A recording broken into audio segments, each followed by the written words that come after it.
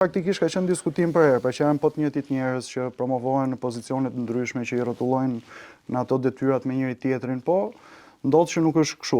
Tani e kemi faktike që nuk ka ndodhur kështu, edhe them që është një gjë që i duhet dhënë zë, duhet i mshojmë këtij fakti se sado që mund të jetë anatemuar për fasad, pra sot ne kemi në për lista patjetër edhe nga Akademia Politike që unë them ka qenë një pjesë e ndikimit që ka pasur dhe Akademia Politike, po dhe angazhimin përpara.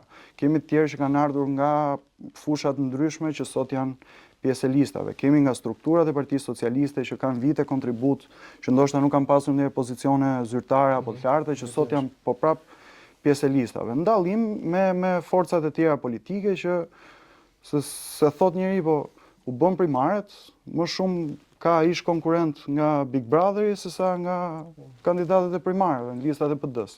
Fjala vjen. Ajo që tha Musai, u votuan. Kemi edhe në Bastani në Bravo, edhe në Tiranë u bën dy. U bën dy vetëm me një muhabet.